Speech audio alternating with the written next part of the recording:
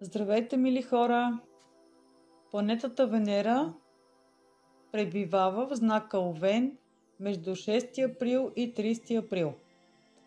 В знака Овен енергията на планетата се проявява чрез бързи огнени страсти, емоции и най-вече идеи, които могат да прераснат в цели.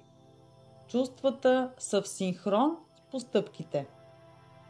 В знака Овен, поради Хирон и северен възел в Овен, планетата Венера ще повлиява точно определени чувства и емоционални нагласи.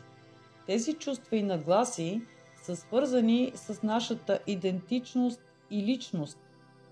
Идентичността е индивидуалността на човека, онова, което е неизменно в него и го характеризира като точно определен индивид. А личността е онази част от човека, която е възпитана и отгледана в него. Можем да го наречем личностно его.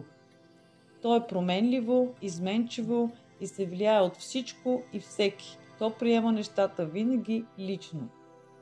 Венера и нейната енергия ще преминава през нашата точка на пречупване. Мястото, където и когато личността, егото, е взело превес над индивидуалността. Тогава се е загубила и нашата идентичност, смятайки и вярвайки, че ние сме това, което са направили от нас, един социален аз или една социална личност. Социален означава колективен, така че в момента, в който сме приели и поддържаме социалната си личност, ние вече сме загубили своята идентичност, своята индивидуалност. Венера в Овен е огнена стихия, която има силен и буен характер и нейното изразяване е предимно импулсивно, идеалистично, нетърпеливо и дори избухливо. Човек бързо се пали, бързо решава, бързо мисли, интензивно чувства и преживява, затова и бързо действа. Любовните отношения и връзки могат да настъпят внезапни обрати, личното преоткриване ще повлияе и върху всичко останало. Това може да бъде желана промяна, в която и да е житейска област, може да е ново начало, нов етап, нов шанс, нови възможности, нови планове и цели, нови преживявания, подновяване и нови действия. Личната точка на пречупване означава там, където съм изменил на себе си.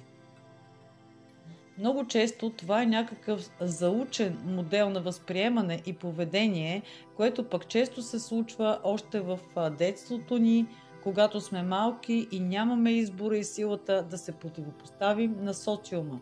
Затова Венера в Овен може да извади на бял свят точно противопоставянето между социалната личност, демек възпитание, и онова, което наистина съм. И това ще се откроява силно в взаимоотношенията от всякакъв характер и ще можем ясно да видим разликата между колективното и индивидуалното. Можем да очертаем личните си граници, приоритети и най-вече вярвания, защото това, в което вярвам, в крайна сметка очертава и живота ми. И ако имам своя вяра и себе индивидуалност, то аз ще се противопоставям на колективните модели и социално възпитание. Ще следвам собствен път и развитие, ще имам здрава себеоценка и ще изразявам себе си и любовта си по мой уникален начин, без да влизам в шаблоните на очакванията и изискванията. Венера в Овен ще ни даде яснота в чувствата, в любовта, в партньорството и връзките.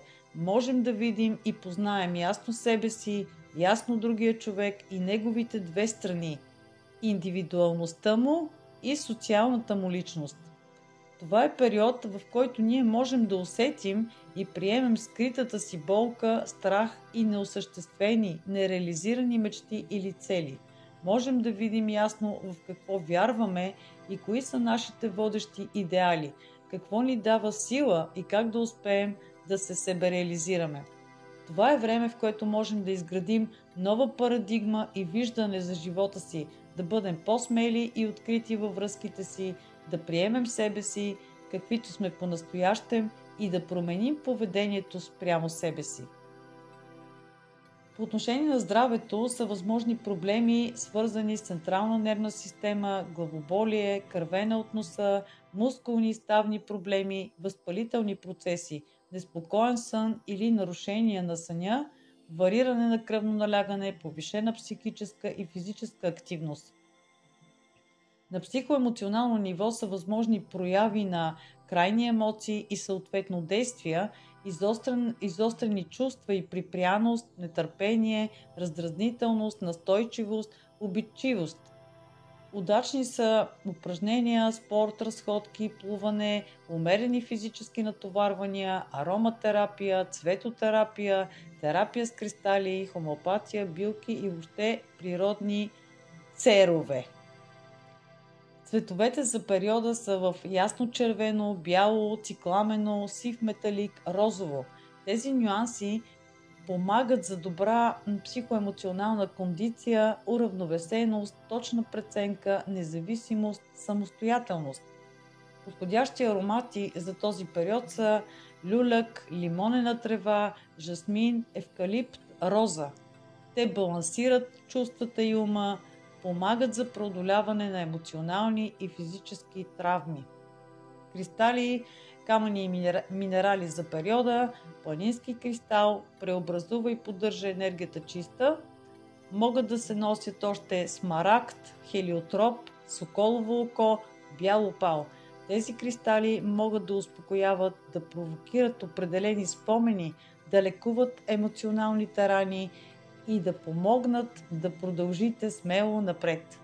Ако нямате сериозни познания с кристалите, моля бъдете внимателни с тяхното използване. Аз съм Даниела Ангелова, астропсихолог. За лични консултации, терапия или обучение можете да ми се обадите по телефона и само с предварително записване.